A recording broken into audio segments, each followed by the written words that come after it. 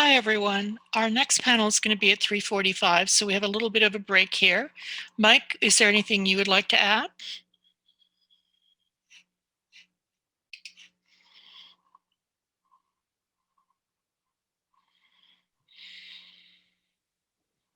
I certainly can point out about the Gender Equality Fund at KWCF. And don't forget to check that out. I'll give you more details as we get into that next conversation. But truly, whoever, well, so many people to give credit for or give credit to, I think, with the talent that was lined up through the afternoon here and the folks that we've been able to listen to. The music has been terrific. And I think I said earlier, I'm trying to do my best impression of a sponge this afternoon, just sitting and enjoying listening to. And here's the other thing that's really struck me: the number of panelists that I have gotten to know over my years in this community and that have had an impact on me already. Being able to sit here and eavesdrop on these conversations, I kind of feel like the Wizard of Oz behind the curtain, right? Just sitting here in the background, eavesdropping on all of this. But they've been. You're a part of the conversation, Mike, and I wanted So. to and I wanted to give credit. Those musicians are primarily local. The acapellas, the acapella group, was a group of undergraduates from the University of Waterloo who do this just for fun, and they're spectacular. We've had some really wonderful, as you say, additions to the conversations in terms of music and affirmations. Dr. Anne Marie from Guelph, who has 25,000 people following her on Facebook and gives daily COVID updates in her work there. We were thrilled to get her to give her greetings. So you are as much part of the community, obviously, as everyone else. So we're really thrilled to have you be part of the conversation. Well, thank you very much for that. And it really is a thrill to be a part of it. And again, to absorb all of this great information and just listen to these women speak as passionately as they do about all the great things that they're doing. It makes me feel even better about the place that we call home, for sure. And we've just been joined by Eden Hennessy, who is our moderator for the next panel. But we have a few minutes before that. Eden, anything you want to add? You've been at some events today too. So what have you been seeing in the events you've participated in? Hello, everyone. Happy International Women's Day. I'm arriving to you feeling excited and a bit sweaty because it has been a really active day, in our little computer screens here. We've connected with so many people already that I'm feeling very energized, actually, as a typical sort of extrovert. So I've noticed the conversation really focusing on action. And I think that that's a really important component of the work and probably a reflection of where people are at in this world and in our society, in particular in the West right now, where we've witnessed, much political, social, sociocultural, events that are really reframing social justice for people and reframing advocacy and gender equity. I've seen more and more acknowledgements of including all women in today's celebration. So I think that that's a really wonderful advancement that I've seen, and a real focus and attention to intersectionality. So all women experience and walk through the world differently. And so acknowledging that is also really important to this conversation as we think about, who challenges injustice and how and why and the barriers that they might face. So altogether, I've noticed a very sort of focused conversation around the work that everyone's doing. So very action oriented. And I would applaud everyone who has been a speaker, a panelist, a moderator. It was so great to wake up and see Adele, the first thing in my day is watching an incredible group of leaders, two of which from my own institution, being moderated by Adele. It was, so the whole day is, it's just been an inspiration and continues to be. So it feels like a celebration. What I love is, you could easily be intimidated by especially the women in the first panel who were 4 PhDs in science, but I happen to know them personally. And I know just what incredible, not just leaders, but community members they are. And I love the part of the conversation where they talked about taking care of yourself, when I framed it around work-life balance, because that's kind of the cliche way of doing it.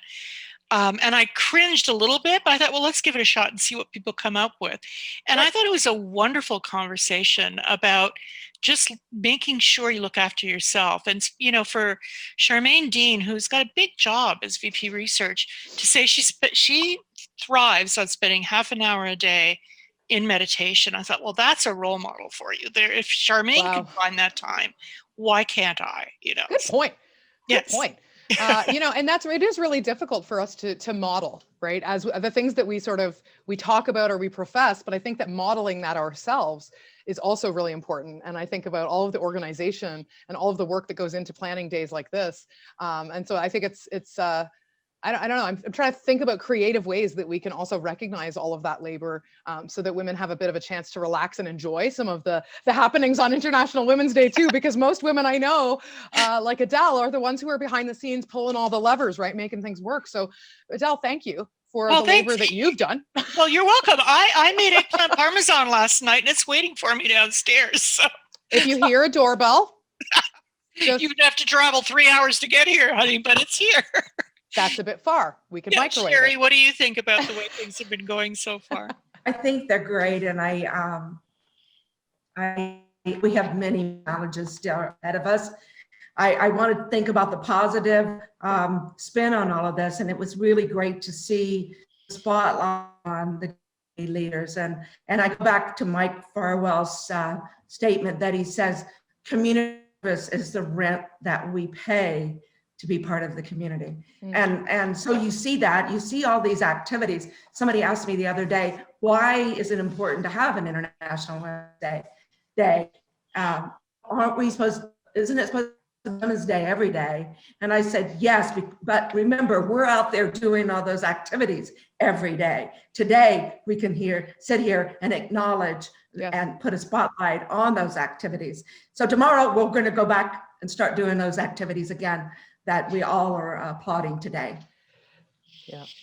I was also really thrilled to have Minister Chagger join us today because she has a huge portfolio with Indigenous and youth and diversity. And just, I looked at her mandate letter and I thought, oh, how does one person do all of this? And yet, even with that, she's always been such an integral part of the community and always, you know, says yes whenever she can to participate in these things and cares so much, especially about the young people.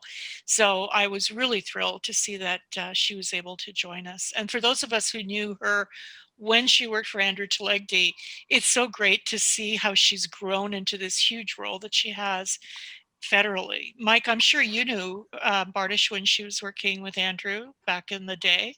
Yeah, I was just about to say, dare I say, she was destined to end up doing exactly what it is that she's doing right now. But you also touch on another really important piece of it, Adele, and I think that is not only Bardish's, but in this case specifically for sure, but her willingness to get involved in whatever it is really that she's asked for. And you know, in my line of work, we can be fairly critical, if not hypercritical, of politicians in their roles from time to time. But I certainly find across the board here in the region of Waterloo, we are certainly served well by folks who understand that it is a job that they're hired to do, for lack of a better word, by the community, and they really do invest that time back into the community. I get the sense that I'm trying, who was it that said, it was Brenda Halloran that talked about 2 ears, 1 mouth, ears always wide open, listening skills. And I do believe that by and large, we see that across the region of Waterloo with those folks that we have elected who are willing to listen and then collaborate, but almost like that old spirit of barn raising we have around here. Yeah. Well, I'm looking to see what time it is. We have a few minutes until our next panel at 3:45. So we can continue to chat. I feel like we're on The View here and we're having a little conversation. I love a talk show. Not gonna Do lie. you? Okay. I love a talk show, but I also do have, and I'm curious, I'm not sure if folks would be open to this, but a recording of a song that I can share. And I can share it with, and when we're talking about being driven in our community, this is a song that was written in collaboration for International Women's Day with Alicia Brilla, who is a three-time Juno Award nominated musician in our area, and just an incredible community activist as well. And so between the office that I run now at Laurier, so the Center for Student Equity, Diversity and Inclusion, the Center for Women and Trans Folks, and the Laurier Brantford Singers, we came up with this song called Girl on the Rise. And I'd be happy to share that and play it with folks if we have a couple of minutes. I mean, why not get interdisciplinary here, right? We absolutely do. And then we can start our panel because we have 2 out of our 3 panelists here. So cool. Okay. Well, let me just pull up I'm not sure if I have screen sharing capability. Oh, well, we here. can take care of that. Thank you. Where are you? Eden Hennessy. Oh, share screen. And both Alicia and I have different scientific backgrounds as well, but have also turned into, singer-songwriters. Alicia, obviously, in a much more formalized way, getting Juno nods and having her own record deal. There you go. You can share now, Eden. Thank you.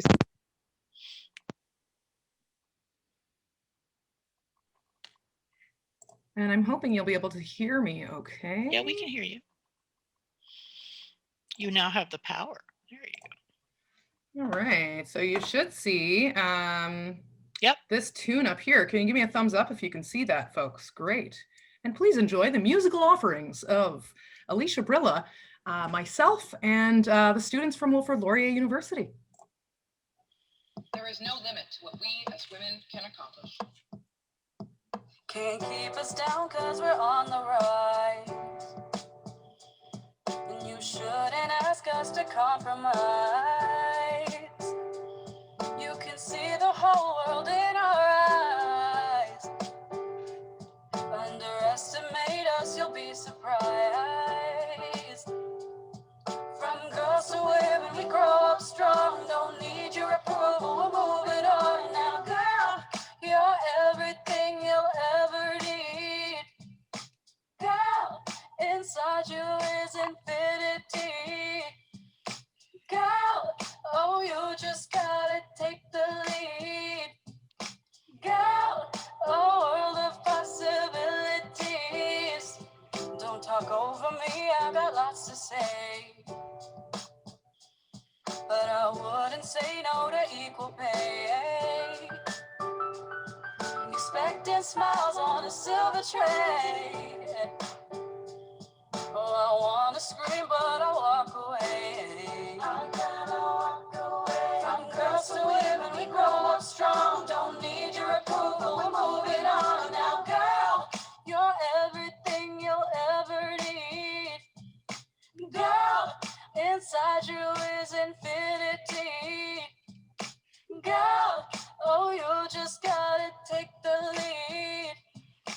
Girl, our world of possibilities. Sing, sing with me. Women in my community, what we want to see. Balancing masculinity, what we want to see. Embracing your femininity, what we want to be. Balancing out the energies. Girl, you're everything you'll ever need. Girl, inside you is infinity. Girl, oh, you just gotta take the lead. Oh, girl, a world of possibilities. Sing it, sing with me. Women in my community, what we want to see. Balancing masculinity, what we want to see. Embracing your femininity, what we want. So that is a little taster, folks, of a track we've been working on, and we're going to continue to make some musical offerings among us in our community, blending those who are doing arts and science. Thank you, Kate, for the snaps. Appreciate that. So thank you for listening, and I will just stop that now so we can get our panel moving. Well, why don't I pick up right there then and move into this panel and briefly and selfishly, Alicia knows this. I like to brag that I discovered Alicia because I was working at a radio station in Kitchener when we did a contest, and Alicia was the winner of it, and she won that first opportunity to go into a recording studio. I'm forgetting what we called the contest. Anyway, that's when I first got to know Alicia a little bit, and I continue to watch her success from afar and just love every bit of it. Great job on that song, really is. Okay, folks, as we move into our final conversation here of the afternoon, I want to quickly remind you about the Kitchener-Waterloo Community Foundation's Fund for Gender Equality, which you can find at kwcf.ca. Please donate if you can, and don't forget to sign into this platform, fill out your profile, especially your basic information and such, as well as your volunteer experience, so you can set your profile to public, and then we can show your individual contributions along with the visualization of all of our participants today. Okay, Eden Hennessy is our next moderator. She is the manager of the Center for Student Equity, Diversity, and Inclusion at Wilfrid Laurier University. She's a social psychologist who researches diversity promotion and discrimination reduction. Her work assesses the consequences of confronting gender bias in science, technology, engineering, and math. Eden is also the manager, as I said, of the Student Center for Equity, Diversity, and Inclusion at WLU. She is here to moderate our conversation, Choose to Challenge in Waterloo Region. Eden, over to you and welcome. And thank you so much, Mike, for the lovely introduction. Hello, everyone. Bienvenue. It is so exciting to be here at the end of the day. International Women's Day has been a journey for many of us so far. And so I'm just so grateful to be here with some amazing folks to have a conversation about some of the learnings that we've had and really focus in on people doing work in our own community. I think that what we've seen is that more folks are doing labor in this community that traditionally has not been recognized or visible. And so it is really important that we turn our lens to include everyone who is doing work to make our community better, and recognizing that labor is a part of that step. I'm sure folks have done land acknowledgements throughout the day, but I did just want to acknowledge that we are on the land of the Anishinaabe, Haudenosaunee, and Neutral Peoples, and thank them for hosting us in all of these activities and in the spaces that we live and work. And just wanted to acknowledge that and think about that as we have this conversation about what it means to be an active member of this community. When we think about challenging injustice, who can challenge perhaps to different extents? What are the factors that influence how different people, different women might choose to challenge in their own lives and within this community? And so that's really what I would love to chat with this group about today. Now, traditionally, we do read introductions for folks, but I'm wondering if, in a less sort of formal way, if the panelists would like to say hi themselves and give themselves a bit of an introduction. And I also would like to just note that I do use she, her pronouns, and I do state that specifically because it is a matter of taking steps toward inclusion in our communities, that we all talk about equity in the language that we use on a daily basis. And so I'm seeing some wonderful folks here that I know and have great affection for, and then I'm meeting some new folks on the panel today. So I'm going to first just ask Kate Glassen to please just say hello to us and give a brief introduction, because again, I realize that I'm the moderator, but I also think it's important to hear from women's voices themselves. Okay, can you hear me okay? Yeah. Excellent. Sorry, I just little choked up. I will admit right up front, I told Eden this earlier, I am overly intimidated by the women who I've seen on the panels today, because I cannot believe that I'm among them. So, You are. and even this panel, I just, wow, it's amazing women. So I am a mother, a grandmother, a disabled trans woman, a retired translator, and yeah, I started volunteering big time because I wanted something to do after I retired. So, although it wasn't my first volunteering opportunity, I've been volunteering for years doing different things, but I really threw myself into it when I retired. So great. Oh, well, thank you for being here, Kate. Kate's going to talk to us about her work with Spectrum Waterloo Region. And so we'll get into some more of that content as we go throughout here. I love I would love to have a talk show. So thanks, Adele, for this opportunity to have our miniature version here of a talk show. I'd like to next call on Wamimo. And I'd like to also say, hi. It's been just incredible getting to know you through words that I've read about you. But I officially just want to say hi and welcome. And if you could maybe give a brief hello and introduce yourself to our attendees today. Absolutely. Hi, everyone. My name is Wemimo Elizabeth Onipon, and I am a media and communication specialist. I'm originally from Nigeria, and then I've been in Canada for about a year now. So I am an immigrant, relatively still new and trying to get accustomed to the land itself. I have a lot of experience in media engagement and behavior change communications, client engagements, and impact storytelling through photos, videos, and writing. And I bring a lot of experience from Nigeria. I had a lot of experience around nonprofit work, and that kind of work, working on projects that are donor funded. So that's the experience I come with, and that's what I came with when I moved into Canada, and I've grown through the years ever since. Well, and I'm really excited to ask you more about the ways in which you're seeing, from coming from one country to another. How have those skills translated for you? Are you finding this, similar different challenges when it comes to thinking through gender equity or even equity and inclusion more broadly? So I'd love to just put a pin in that, Wamimo, and it's such a pleasure to meet you. I wish we could high five in person, but we'll have to do it over the screen. There we go. Thank you for joining us. And last but certainly not least here, we've got Hema, who is joining us as well. And I wondered if Hema, I again have read about you, which sounds a little bit like, a little strange, but I think a lot of us kind of fan each other.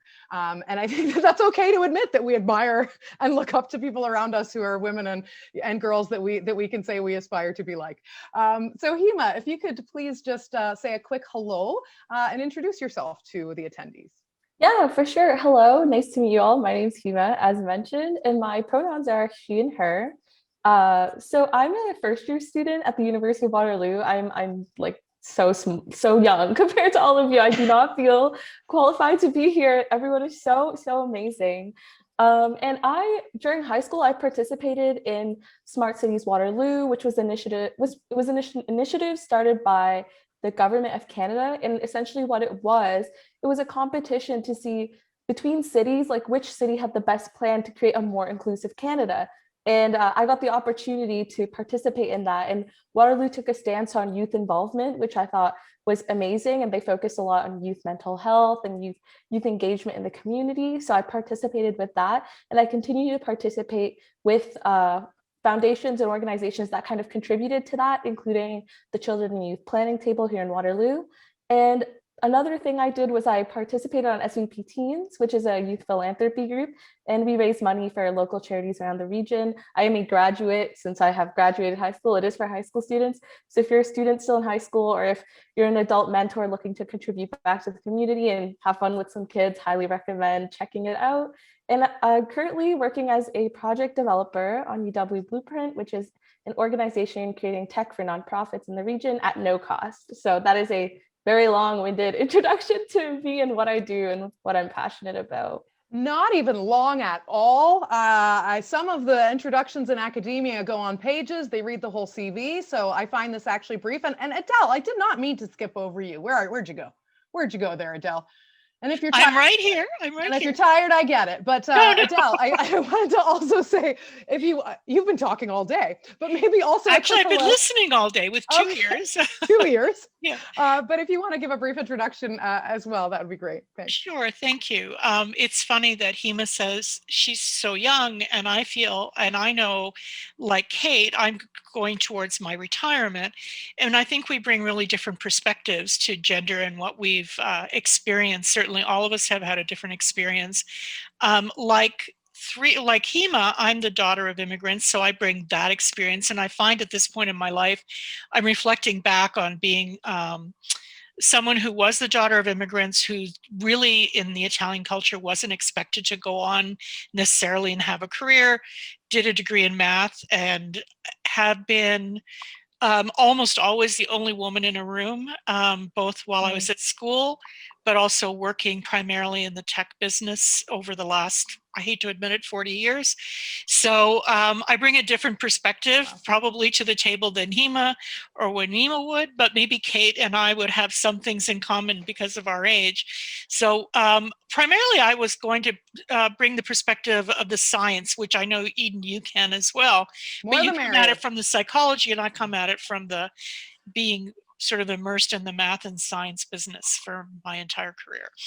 Wow. So, and I mean, I think something I want to pick up on here before I like get into any sort of actual questions, because as soon as we start to have a conversation, I get excited and just thoughts just start bubbling up. And I just want to note something that I've just observed here, and I've actually seen it all day, is a lot of folks saying, I don't know if I should be here. I don't know if, right? Do I belong here? Do I have the, or I wrote this down even, Hema, because I thought it was so fascinating. I might not be qualified to be here. And I thought that was so interesting, right? And speaks to like our, I think, you know, the imposter syndrome or the sort of confidence gap, not the competence gap, because we know that women achieve and are interested and are skilled in all of the same, or even more so in some areas. So that's not the issue.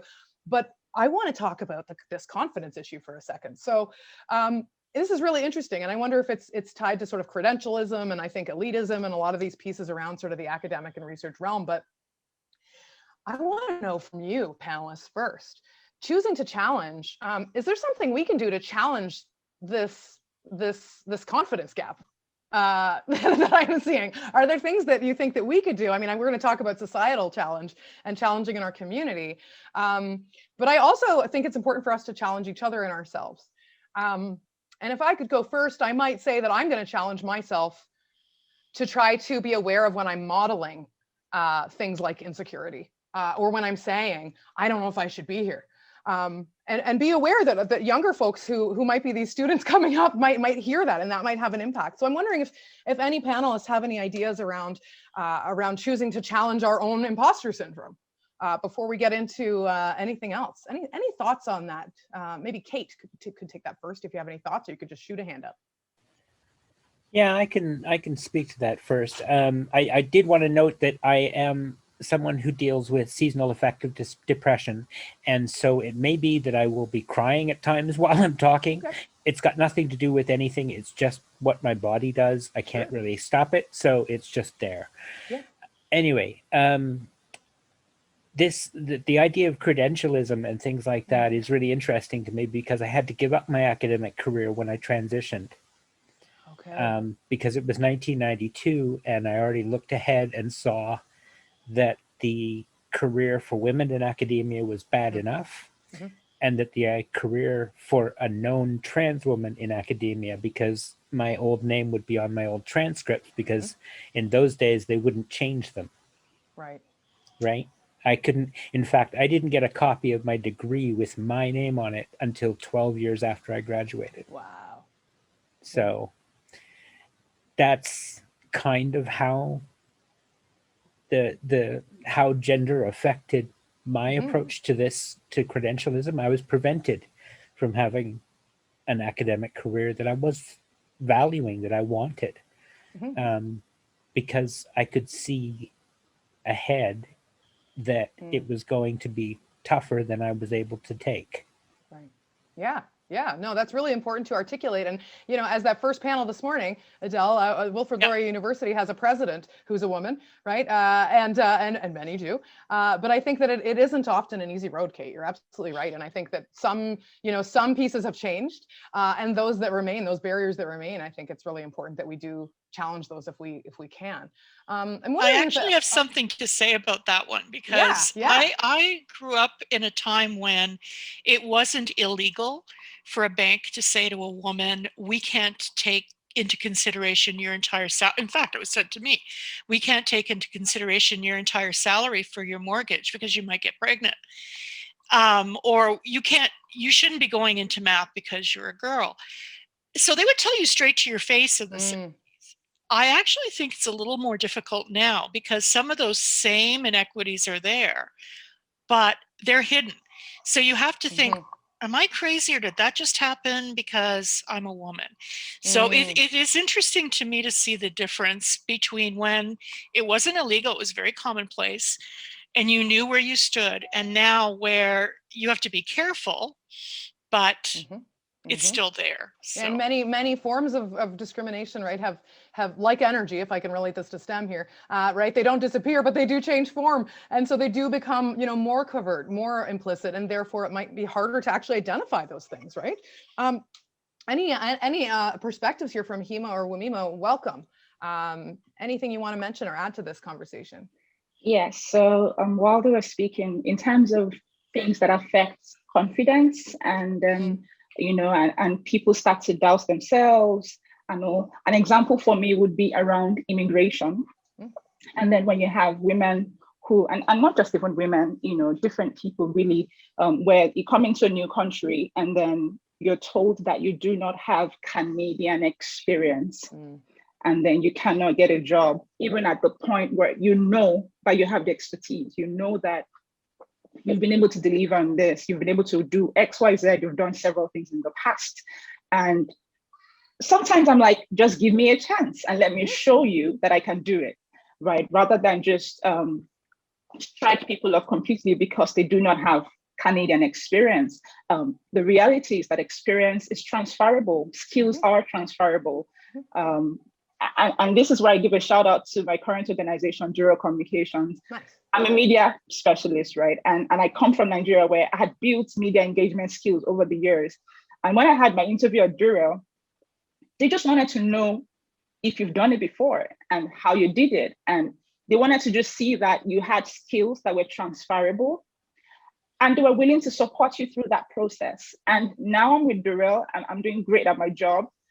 But that was someone who was willing to give me that chance, right? And there's so many people, so many women, so many immigrants who have settled for lower jobs because they are told that they do not have Canadian experience. They are told that they are not in code, they're not fit for the role, they're not good enough for the role. And I think that is so unfair.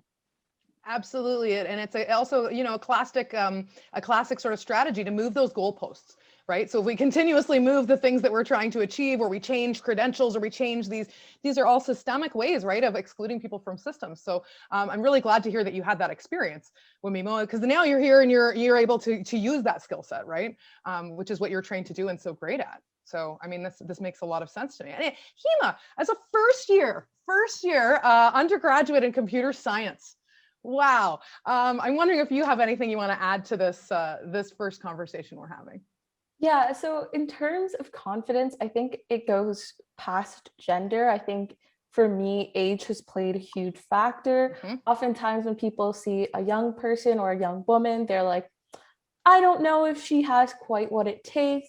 And for me specifically, I jumped into the tech industry very, very late into my career, about grade 11, grade 12. And people are often like, you need to start early. And I heard a lot of things like, oh, like, I'm not sure if you can make it now. Like, it's pretty late. Like, are you sure you want to switch? And I was like, what? Like, I'm just going into university and it's like, I'm just starting my life. And I was kind of astounded at the comments that I heard. And obviously, like, I had to learn to tune that out. And I am surrounded by amazing individuals who have been working in this industry, like maybe like practicing when they were younger, learning stuff when they were younger. And I might not have started when I was younger, but I kind of use that as motivation to get me to work harder to, like catch up to these folks who are already there. And I think that it can be hard. Like, that's a really hard thing to take that, what people have said and turn that into motivation. And I think that's often the issue. And I think that you can't really listen to those noises. Like, you really have to block that out.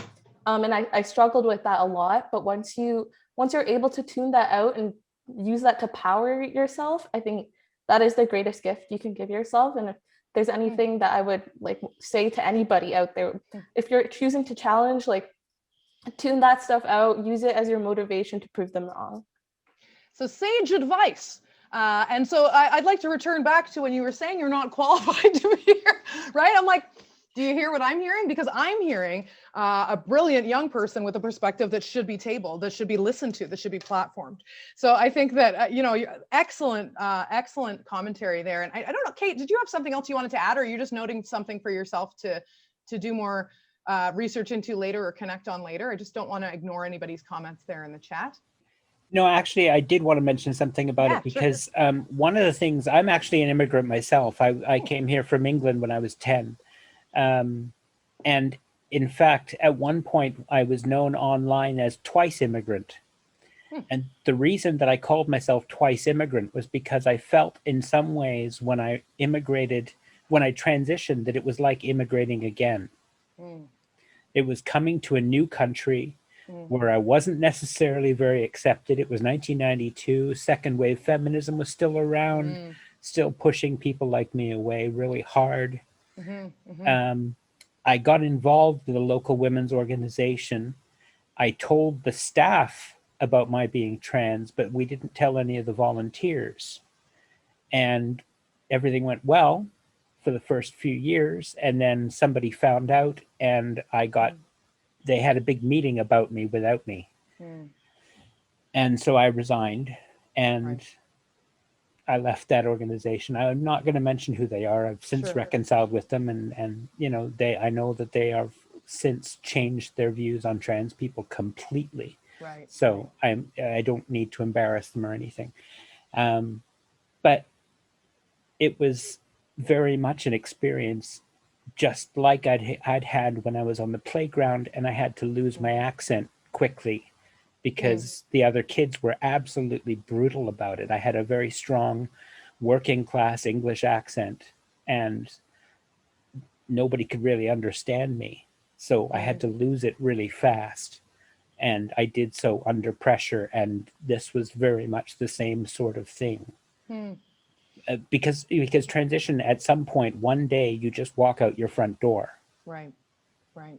Into maybe, like as you said, a new landscape. A new landscape, absolutely. And there's so much to learn, and there's nobody to teach you.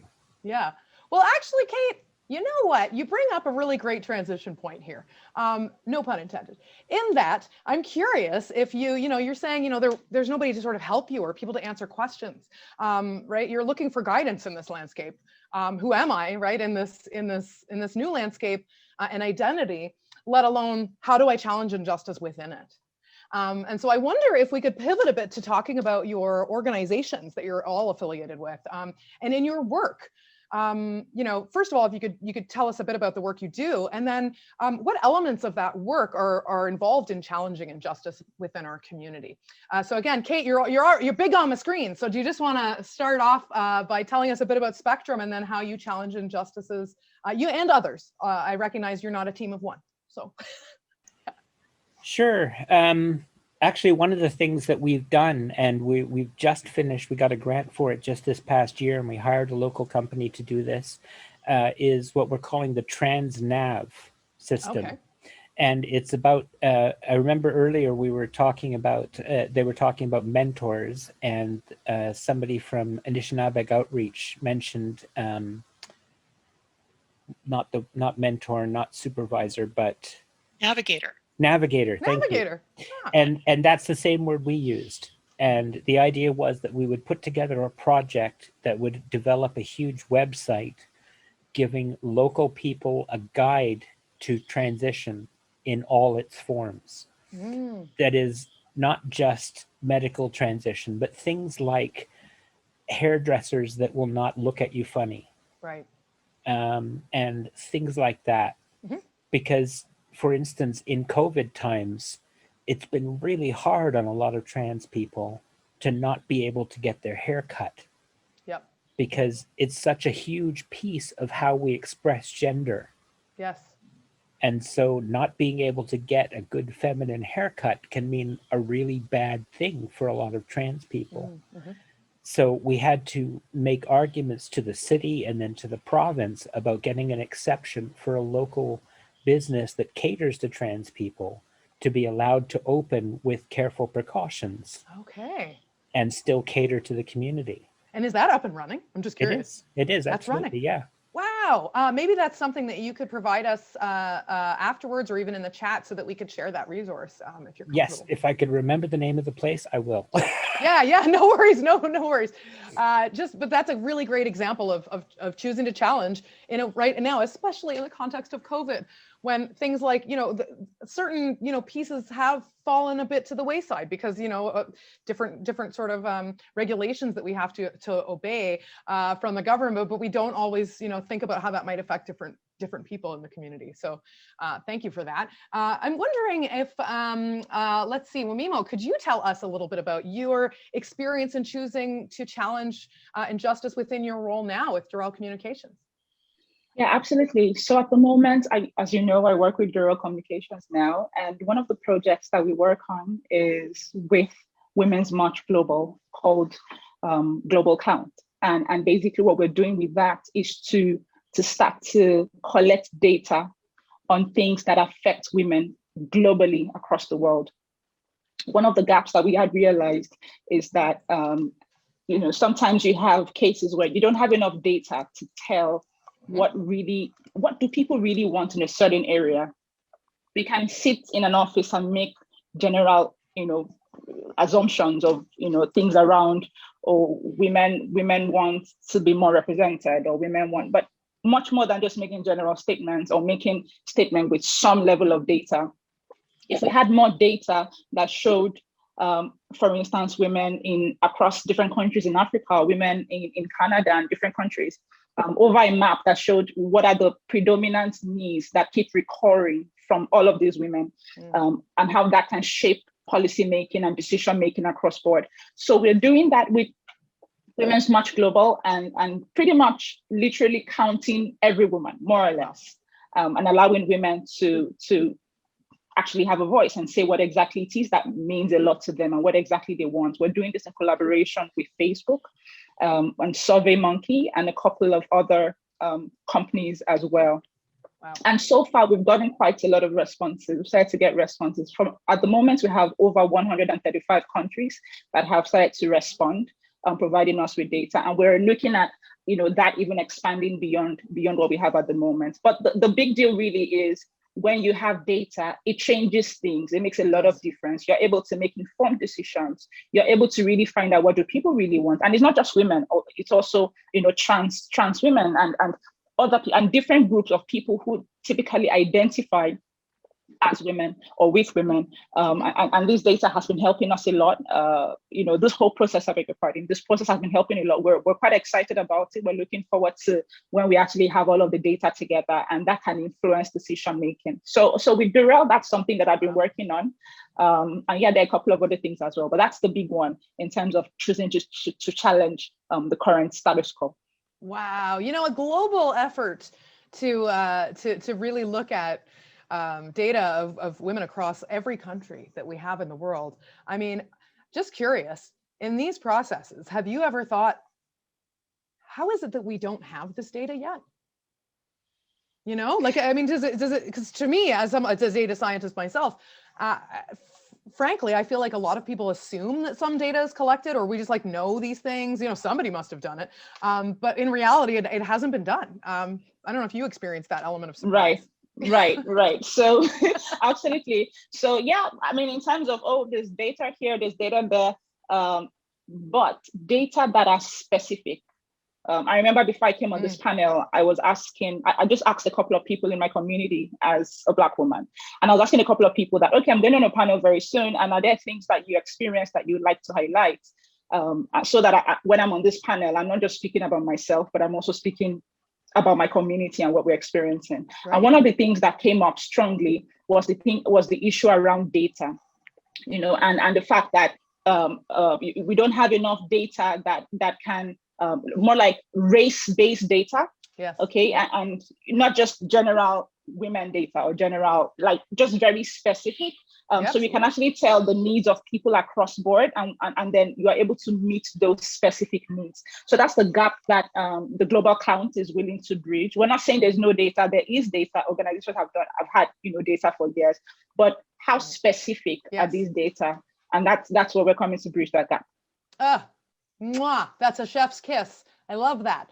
That is so brilliant. When we know we have data, then we can actually more adequately represent the issues that we're seeing in the community, right? And how often is it that, when we're talking about white women, a lot of a lot of initiatives have focused on white women and have not really included race or other aspects of identity like ability. And so I think it's really important to not even important, it is critical, it is essential for all of us moving ahead in this world that we acknowledge that this experience is different along lines of race, of sexuality, of gender identity, of ability, neurodiversity. I mean, right? Like a lot of axes. Women are not a monolith. So I think that's what I'm really hearing from you, is this is going to give us the ability to speak to, different sort of a bunch of differences, right? Any thoughts on, Hema, from your position, and where you are right now, starting this? And I love when I hear folks who are very young say things like, earlier in my career, and I'm thinking, when you were 15, and now that I'm 21, because I look at that, right, and I think like, wow, I didn't, just to self-disclose here, I didn't start my undergraduate until I was 25.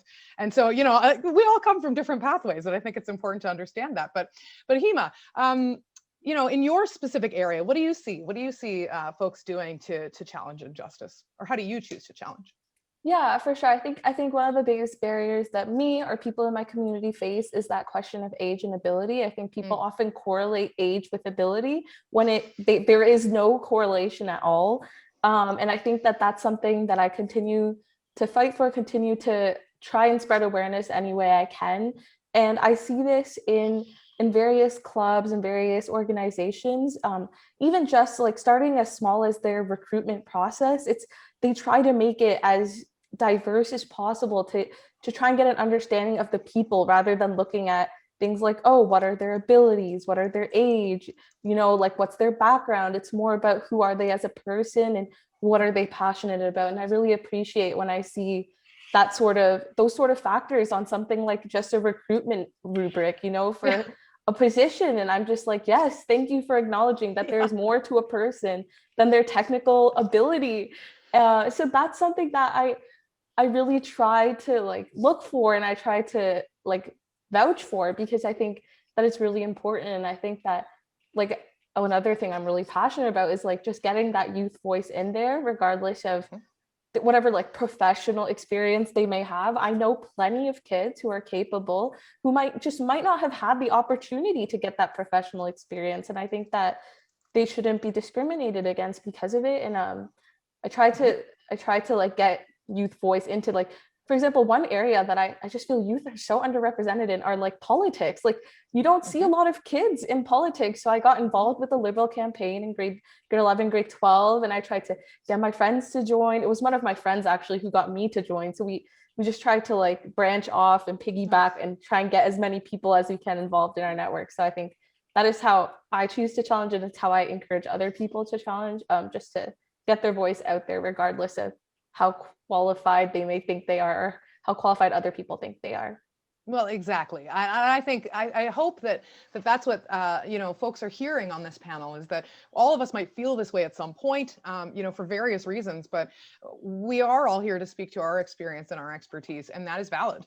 I'm just seeing a note here that Wamimo, I would love it if you have any thoughts or sentiments around better supports for immigrant women specifically. But if I could frame that in terms of each of your areas of work specifically, what do you want people to know, and what can we do to choose to challenge in your specific area? So things like campaigns we can be a part of, accounts to follow, anything that you think that we should know to really be supporting you in your choices to challenge within the community. So Wamimo, I'm going to start with you for this one. Absolutely, thank you for that. So I'll say, first of all, I've spoken about Global Count. So please go to globalcount.org. Yep. And please fill the form. Having data from as many women as possible, not just, like I said, not just women, so transgender women and everyone who identifies with women at some point. It would be really great to just have you go there, fill in that it's a quick survey, and you can actually tell us what exactly it is you really, really, truly, deeply want. And then we're able to gather data, and that would help make a difference. The other part is that as immigrant women, we need people. Yeah, it's one thing to believe in yourself. We say that a lot as a woman: believe in yourself, hype yourself up, don't let anyone speak down on you. But it's also important for us to have people to believe in us. So for instance, as an immigrant woman, I come with a lot of experience, and then I come to a new country. And when I say this, I'm not just speaking about myself. I'm speaking about the several hundreds and possibly thousands of women and men and, you know, different people who come into Canada yearly. And we come in with so much expertise. As a matter of fact, the IRCC, the agency in charge of immigration, has such a stringent process before you're actually allowed to immigrate as you know, typically it's the highly skilled worker immigration process. And then I find that you come into a country with all of this experience. Some people have a master's, PhD, and then you have to come and then you have to start to tweak your resume because you're told that you can't fit into this role, or severally you're just told that you can't get this job, or, you know, because you don't have Canadian experience. I feel like there's a gap between that process by the government and the employers, you know, across Canada. And I feel that gap needs to be breached. So if that's something that can be done, it'll be really fantastic. Because if we have so many highly skilled, highly talented immigrants coming in, and then they have to come into a new country and take low-paying jobs, take jobs at the level of someone who didn't even go to, for instance, who probably just had who didn't probably go to university at all, you know, and then they have to take those kind of jobs, or, you know, take really low jobs, minimum wage jobs, because they are not given a chance. I think that's unfair. I think that's something that needs to be looked at and needs to be addressed. In terms of everyone else, I feel that we should please support immigrants, support the BIPOC community, support the LGBT community, provide all the support that they need. While it's good to believe in yourself, can you please believe in them as well, and believe in what they actually have to deliver, and give them a voice. Let them actually show you what they can do. And then if they don't do it well, then you can say, oh, sorry, you know, it wasn't good enough, but give them that chance first. Great. I would like to recognize that you came to Canada just before COVID hit, or while COVID was there. You got a job. You are working with the community. And this is one of the reasons I thought, what a perfect person to be on this panel to talk about meeting those challenges, and not just being successful for yourself, but also helping other people, or working on ways that other people can learn through your experience. So I just want to recognize that, because that's why we wanted this panel, was to have people who have really met those really difficult challenges that some people will never experience. But even if they don't, they can learn from you, both about other people, but how they can make decisions for the challenges that they face. Yeah, absolutely. And maybe just to also add to that, when I moved into Canada, it was just, in fact, I had moved in with my family, and then a few weeks after, the borders were closed, and, you know, it was like, oh, full-blown COVID, please don't come in, you know, and we had to stay at home. And for the large part, I was getting depressed, because I started to apply for jobs and I wasn't getting called. It was a really trying moment for me, and that was where community came into play. The BIPOC community was so strong. The Nigerian Association, the Kitchener-Waterloo Multicultural Center was amazing. They really, really helped, providing me with information, resources, and things I needed. I also got support from the YWKW program, In Her Shoes. They were also there to provide, because and that's where networking also comes in. So as an immigrant, you don't just come and, you know, you're stuck at home or you're wondering what to do. You need to step out of your comfort zone and meet people and connect with these organizations that are there to help immigrants. So I found that process really helpful. Working alongside with them helps me to then see how I could bring in my skill sets, and then see the kind of places I could channel them into in a place like Canada. So yeah, that was really, really helpful for me. I've just made a note here too.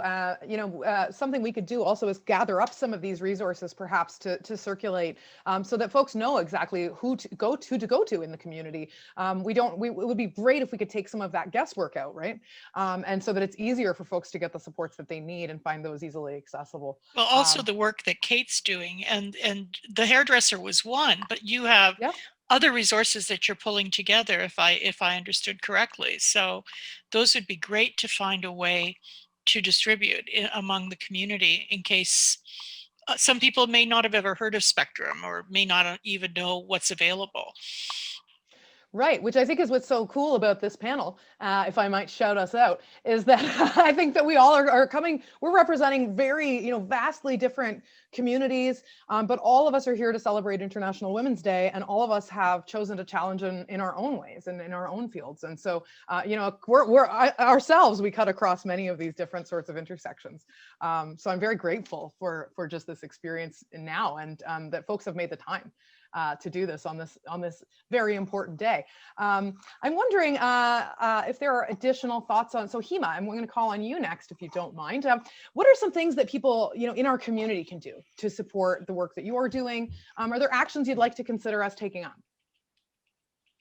Yeah, and just to kind of echo what was just said, I think like I am a first generation child. My parents were immigrants, and I've kind of seen the struggle, not just for the parents, but for the kid. I came here, my parents don't know what the education system is like. They don't know what, like even what the university application process is like. And I really had to navigate all of that by myself. And it's not an easy process. And there you find out like, you really, like, going back to what was said, like you have to network. And I think that that's a skill that a lot of people, I think that if there was a way to help immigrants that are coming into Canada to kind of get better at communicating with people in the who are already here and who know kind of how some of these systems work, or even like just like networking skills, I think that was really important for me, because I found myself in a really great community, and I was really lucky to go to a really great high school where a lot of my friends kind of helped me navigate the process. But it was really challenging, because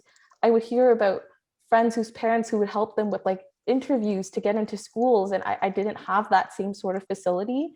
And I think that it would be really cool to have that sort of program for not just parents to get them into the community, to kind of break through that first initial like barrier, which could be language barrier, which could just be being comfortable talking to each other and talking to other people that they may not know, but also for the kids who may not have access to the same resources, or their parents may not have been graduates from a school in Canada. So I think that is really important to have that kind of support, this is kind of different, I guess, going from my experience, but this is like less about the work I do, but more about like how I actually took the journey. And I think that kind of support, if I had that kind of support early on, it would have been awesome. And I even though I received it later on in my career, it's something that I was really grateful for. And not everybody had a career, I guess, later on in high school is what I should say. So I got that really late into high school, but I was really grateful and appreciative. And I think that if people could get that sort of training, maybe from when they first immigrate, or even starting at the beginning of high school, to get these kids comfortable for when it comes to applying to university, for really starting their like career, because that like initial like moment, like the end of high school, beginning of university, I think that really like starts your life. And I think that in order to have like a great start, it's really important to have a great support team. So I think that would be super cool to have that sort of thing in place for them. Yeah, I absolutely agree. I mean, if we don't take a good look at these barriers, right, that are maybe some of them existing within our community, I don't know that we can really collectively move past them, as effectively as we could if we all got together and said, I see this. And so something that you mentioned that I think is important as well, is talking about the connections. So after, this panel ends, after this day ends, I think it's important for all of us to stay connected. And I want to invite attendees as well to reach out, both to folks on the organizing committee, but also to our panelists. And that's something that I think that we could probably facilitate if folks are open to it. And we can list sort of organizations that are represented here as well, so that we can spread around those sorts of community resources. I just want to end before we wrap up here, give another chance for panelists to again throw in a sort of a last word, if you would like, as well as are there any women that you want to give a special shout out to today, if you want to speak to the role that they've played in your lives in leading you to be here today? I'm curious. And maybe Kate, I'll start with Kate there. So final thoughts, Kate, actions, plugs, promotions, and well wishes. All right, I'll very quickly. Spectrum is the community center for the queer community. That's that's the elevator pitch. We provide groups for various types of different people. We have immigrant groups, we have converse groups, we have like conversational groups, we have one for older people, we have one for young people, we, you know, all kinds of different groups. I've completely forgotten the last thing I was going to say. Ah, well, you oh, can... no, I got it. okay. I got it back. The woman that I want to plug, Sure. is Melissa Paige Kennedy. Okay. She is an unsung hero of Spectrum. Has done an enormous amount of work in terms of upgrading our website and all kinds of stuff like that. But more importantly, she's been leading our grant writing committee. And that grant writing committee turned over nearly $500,000 last year, which has allowed us to hire our first employees ever this year. Amazing. So for the last 3 months, we've had employees for the first time ever, which is fantastic. And it's largely down to the efforts of Melissa Paige Kennedy. She also, at the same time, facilitates most of our trans peer support groups. So she moved them online and has continued to facilitate them online, and she's a powerhouse, and I really am impressed by her. And so if people encounter her, just know that you got somebody great in front of you. Oh, thank you. And I'm going to pop a link here to Spectrum's website in the chat. And if folks are curious about checking out events, programming, supports for trans and queer folks in our community, I think that it's a really important resource. And Kate, if I could just say, like, it's been so special to have you here with us. And really, really amazing. And so I remember seeing you a few years ago on a panel, and I'm just really glad to reconnect. And if there's anything ever that I can do to help you, to support you and your work in the community, please do let me know. And a special shout out to Melissa Paige Kennedy, wherever you may be. I wonder now, thank you so much, Kate. Wamimo, are there final closing sentiments here? What do you want the people to know? And is there anybody that you would like to specially celebrate today? For me, in terms of people I want to celebrate, that would be, first, I want to celebrate the people at the YW Kitchener-Waterloo. The women there are amazing. They and through the In Her Shoes program, we're able to support myself and many other women who are immigrants and are trying to get a hang of the country and how to settle in. They've been doing amazing there. And also the Kitchener-Waterloo Multicultural Center. Super amazing people helping immigrants. And lastly, I want to say super thank you. And I do love you. Another Melissa, by the way, Melissa Durrell. Okay.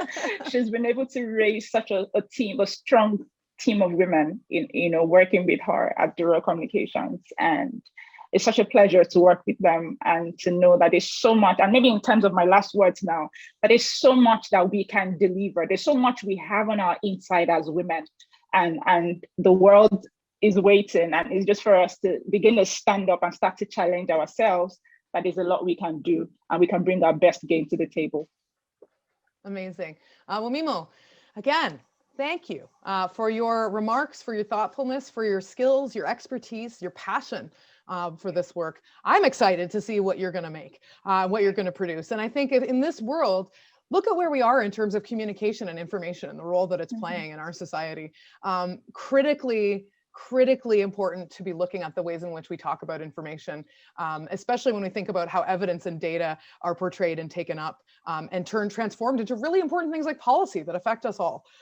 So thank you for your labor. And again, if there's anything ever that I can do and that we can do on this call, please reach out. We are a sisterhood here on this panel, now and for life. Absolutely. So thank you again for spending the time. It's been really, really special. Really appreciate you. You're welcome. And Hema, again, in your long career here, Hema, I wonder if there are any special women that you want to give a shout out to and any sort of final thoughts you want to leave us with today. Yeah, for sure. I first wanted to shout out a few organizations that I think are super awesome, and I highly, highly recommend everyone to get involved too. I will put links in the chat after. But SVP Teens, or just the SVP organization in general, both adults and kids can get involved. So no matter what age you are, I highly recommend checking it out. They support local charities in our region. So if you are a local nonprofit or local charity, I also recommend to check them out. We maybe can get you some funding with our grant. So Hey. that would be pretty cool. And then another program, Shad program with Shad Valley, that actually got me to come here to be on the panels that I was on today. They have also supported me throughout my journey. So big shout out to them.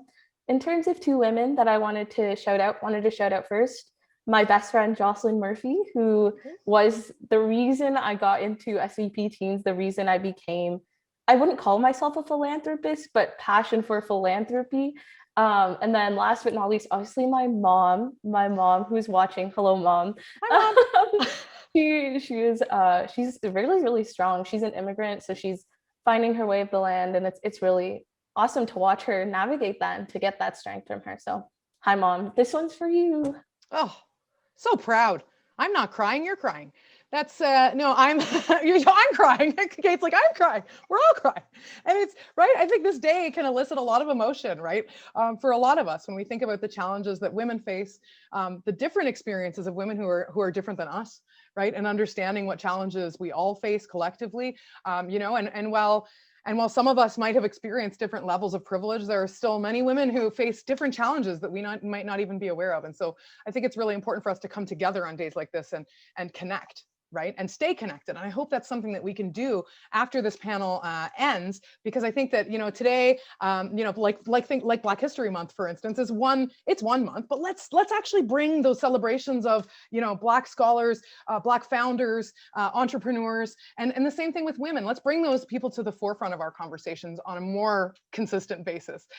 Because I think that ultimately that's what I'd like to see is greater representation and also support for those who do choose to challenge. And I'm really grateful that we're in a community that does demonstrate that support both at the really grassroots level, all the way up to the folks who are representing us, our needs in city conversations, right? And in different kind of conversations. So I'd like to say, again, a massive thank you to Adele for all of the labor that you have done, Adele, to the WCT board and Profound Impact for all of the labor they've done as well, putting this together. Today is a day that, I think women should maybe put their feet up and relax, but I find women often work really, really hard. And so I'm wishing that everybody has a nice sort of wind down at the end of today, or to do whatever relaxes you. And if I could give a special shout out to a couple of women, it would be Dr. Shohini Ghosh from Wilfrid Laurier University, Deb McClatchy, our president, and my sister, Sky Hennessy, who finds my keys. Actually, I'm going to give a shout out too. I'm going to give my shout out because International Women's Day actually happens to be my mom's birthday. Oh. And so she's 94 today. And my mother, when you're a kid and growing up, you don't appreciate, lived through the Second World War in Italy, convinced her widower father to come to Canada, told him, write to your sister who lives there, and convinced him to come here, learned English, figured out how to find a job right away, raised 5 children in sometimes not so easy times. So she won't be watching this. Like, can we say hi? Can we I can say hi, but to Anna DeLeo, and I will be calling her as soon as this is over to say happy birthday. But I've had a lot of mentors, both male and female, but when I think of what my mother did and how she still maintains her good humor, and when I sign off, when I say goodbye to her, I would say, be good, Mom. And she says, that I cannot guarantee. Yes. That's what I aspire to at age 90. Well, and as that quote goes, well-behaved women never change history. Exactly. So I forget who said it. I'm committing I'm not citing the right person. It was an important person who said this. Thank you I'm seeing links pop into the chat here. Thank you for an active discussion with these. Can we all high five to each other just on this panel? Here we go. Just high five. That's also our choose to challenge, but also doubles as a high five. So I think this has really been a fun experience for me. I hope that you've had fun, and I think that the next year that we come together, maybe we could all update each other on where we are and what we've been working on. And I just want to thank everybody again for taking the time and the effort on such an important day to be together. So thank you so much. With that, I will close out and pass it, I believe, back over to Mike. I don't know if we have any questions for our colleagues here, but that'll do it for me, folks. Thank you so much. I'm forever in your debt. Eden, thank you very much. Talk about your triple threats here on our final conversation, eh? Academic, musician, moderator. Slow down over there just a little bit, would you?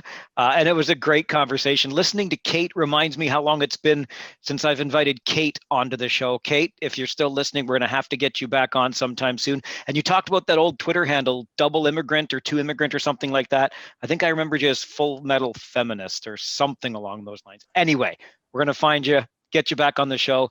Wamimo, I'm a huge fan of Dural Communications and your founder and president. So you're in good hands over there with Melissa and company. And Hema, you too. Like, don't undersell your experience. Shad, SVP, Tim Jackson is one of the best guys I've met in this community. And I know, and Debbie Curry over there doing great work with Shad as well. So anyway, thank you for another inspiring chat here as we wrap things up this afternoon. For me, I should send it now back over to Sherry Shannon Vanstone for some final words. Sherry, over to you. Thank you, Mike Farrell. Wow, what a great MC. Thank you, and for the hard work that you put in this afternoon. And I want to also, you mentioned Melissa Durrell. She was our morning MC, and we certainly appreciate her efforts. I want to say a special thank you to all the panelists, and also I want to thank all of the panel leaders, the moderators, including Adele, Eden, Rebecca, Sarah Romanuk, and Jacqueline Hewson, and I'm not going to remember, oh, Louise Gardner, of course. So I'm just thrilled to have been part of this. I told you earlier today that I think Adele and Cheryl and I should probably go and have our take some tests to make sure that we're sane, because what we pulled together, I mean, we did a great job, but it was just like, wow, it was a lot to take on, but we wouldn't have been able to do it without the steering committee and collaborating organizations. So I'm going to do a shout out for them again. Bank of Montreal, Jacqueline Hewson, Durrell Communications, Melissa Durrell, Open Text, Lizney Salgado, she's also part of the Acapellas, and Crystal Bonzi. Perimeter Institute for Theoretical Physics, Jacqueline Waddy. Royal Bank of Canada, Jennifer Santa Maria, Rebecca Schoenhardt, and Sarah Romanuk. Kitchener Rotary Waterloo Region, Louise Gardner, Wilfred Laurier, Charlene Doss, and Eden again. University of Waterloo, several speakers from there. Vityard, Laura Colbert, and Eric, and just absolutely a great job that Vityard did on putting together the videos. So I do want to talk about the videos for a second. Those videos, we solicited individuals, frontline workers, community heroes that have stepped up, not only stepped up for their community, but they're stepping up for themselves and making sure that we all look good. And it was great to look at those, listen to those videos, and I'm looking forward to listening to those again, as they will be posted on the platform. And thank you for the musicians, beautiful voices, and then Eden and Alicia on the Girl on the Rise. We did put that link in the discussion. So thank you for that. And I don't want to forget Cheryl from WCT Waterloo Region, a profound impact. We also had some other WCT Waterloo Region mentees that participated today and that's Krista Webster, Fernanda Fargo, and Natalie San Marie. They were all involved in posting items to the discussion board. I also, my internet is going a little quirky, so I'm going to continue talking, but put this on mute, my face up there. Reminder about the Women Empowering Women digital community. You'll see the logo on the platform. Eden was talking about an organization that helps us pull data together to talk about what we're doing in the community. And this is exactly what this community is about. It's not another organization that you need to spend hours of volunteer time with or give us any money. We're just asking for a few minutes of your time to complete your profile so that we can measure one metric, your volunteer experience. What causes are we individually and collectively supporting? And we'll use this information to provide an inspiring and dynamic visualization, along with amplifying other activities in the community. So if you go to the platform, you scroll down to the calendar, event to calendars, you will see not only today's event, you'll see the breakfast that University of Waterloo had today, then you'll also see tomorrow, there's a Bank of Montreal event. And then Wednesday, there's a Y Kitchener-Waterloo event. And then on Thursday, there's Do More Good Dialogues by the Kitchener-Waterloo Community Fund. Speaking of the Kitchener-Waterloo Community Foundation, we are excited to let you know that we have raised almost $2,000 today. And thank you for giving and providing that support. It has been such an honor to work with them for their Gender Diversity Fund. I'd like to put it up to 2,500. So I hope people will leave today from this meeting and go and donate. We will be keeping the site up until Wednesday. Now, remember to continue to choose to challenge. You know, that's our theme, raising our hands, we're choosing to challenge. A challenge world is an alert world, and from challenge comes change. So let's all choose to challenge. You can do it in many ways, but 3 is, let's celebrate women's achievements, and we've been doing that all day today. Raise awareness against bias and take action for equality. So I am just checking to see if Eric is on. I don't see him here. So I will just talk about. No, Eric is on. Eric is on. Okay, so for the finale today, we've asked Eric to come back and show the video again of the global count. And I know that when Mino mentioned this, Melissa talked about it this morning, but we want to give you this challenge to let your voice be heard through this worldwide initiative. So Eric, over to you. Thank you. 4 years ago, a movement was born. On the 21st of January 2017, 6 million women and allies on every continent marched for our human rights. And every year since then, we've continued marching.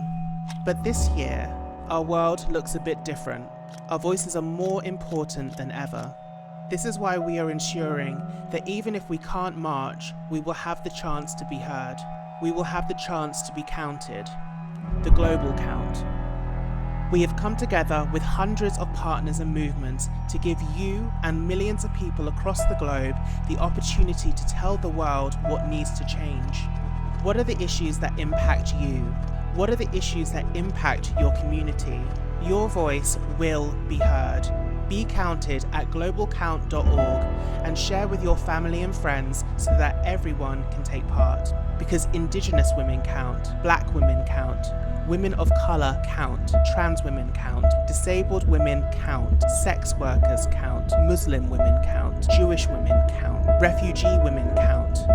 I count, we count. The global count. Thank you, Eric. Thank you, everyone. Thank you for attending the International Women's Day 2021 Waterloo Region event. I look forward to seeing you next year, hopefully in person. Thank you. Bye.